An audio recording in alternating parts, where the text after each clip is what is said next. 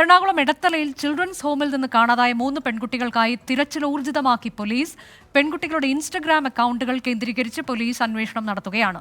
Children's ഹോമിൽ ഉണ്ടായത് ഗുരുതര സുരക്ഷാ വീഴ്ചയാണെന്ന് ആരോപണമുയർന്നു. അമൽ സുരേന്ദ്രൻ വിവരങ്ങളുമായി. അമൽ, എത്ര സമയമായി പെൺകുട്ടികളെ കാണാതെയായിട്ട്? എന്തെങ്കിലും ഒരു സൂചന പോലീസിന് കിട്ടുന്നുണ്ടോ? ഏത് നിലയ്ക്കാണ് അന്വേഷണം? ചിൽഡ്രൻസ് ഹോം അധികൃതർ പറയുന്നത് എന്താണ്?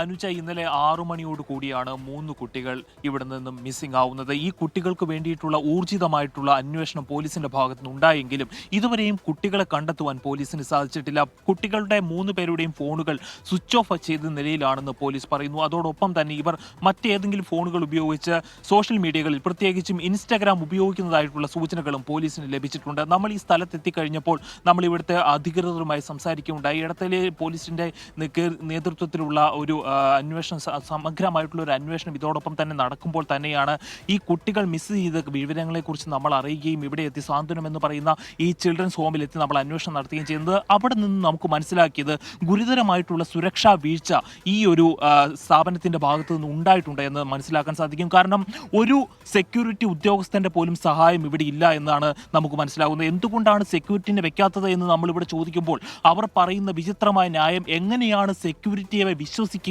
എന്നൊരു വിചിത്ര ന്യായമാണ് ഇവിടുത്തെ കൗൺസിലറുടെ ഭാഗത്തു നിന്ന് നമുക്ക് കേൾക്കാൻ സാധിച്ചത്. മാത്രമല്ല 15 കുട്ടികൾ വരുന്ന ഇവിടുത്തെ ഈ ഒരു സ്ഥാപനത്തിൽ അവരെ നോക്കുവാൻ വേണ്ടിയിട്ട് 1-2 കൗൺസിലർമാരെ ഉള്ളൂ എന്ന്, അതിൽ ഒരാൾ ഇപ്പോൾ ലീവിലാണ്, മറ്റേ ഒരാളുടെ നേതൃത്വത്തിൽ മാത്രമാണ് ഇവിടുത്തെ കുട്ടികളെ നോക്കിക്കൊണ്ടിരിക്കുന്നത്. അത്തരത്തിലുള്ള സുരക്ഷാ വീഴ്ച ഉണ്ടാകുമ്പോൾ തന്നെ ഈ പ്രശ്നത്തിനെ ഗുരുതരമാക്കി മാറ്റുന്നത് എന്താണെന്ന് വെച്ചാൽ ഈ 3 കുട്ടികൾ, മിസ്സായ 3 കുട്ടികളിൽ ഒരാൾ പോസ്കോ കേസ് പ്രതിയാണ് എന്നുള്ളതാണ്. പോക്സോ കേസിൽ പ്രതിയായിട്ടുള്ള ഈ കുട്ടി മുൻപും ഇത്തരത്തിലുള്ള ചിൽഡ്രൻസ് ഹോമുകളിൽ നിന്ന് ഇറങ്ങിപ്പോയതിൻ്റെ ചരിത്രമുണ്ട്.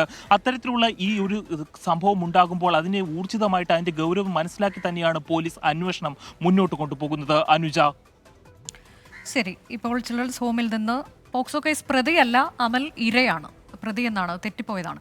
എറണാകുളം എടത്തലയിൽ ചിൽഡ്രൻസ് ഹോമിൽ നിന്ന് കാണാതായ 3 പെൺകുട്ടികൾക്കായി തെരച്ചിൽ ഊർജിതമാക്കിയിരിക്കുന്നു പോലീസ്. ഇൻസ്റ്റഗ്രാം അക്കൗണ്ടുകൾ കേന്ദ്രീകരിച്ചും പോലീസ് അന്വേഷണം നടത്തുന്നുണ്ട്. ഗുരുതരമായ സുരക്ഷാ വീഴ്ചയുടെ സെക്യൂരിറ്റി ഉദ്യോഗസ്ഥൻ പോലും ഉണ്ടായിരുന്നില്ല എന്നൊക്കെയുള്ള കാര്യങ്ങൾ ഈ ഘട്ടത്തിൽ പുറത്തു വരുന്നുണ്ട്.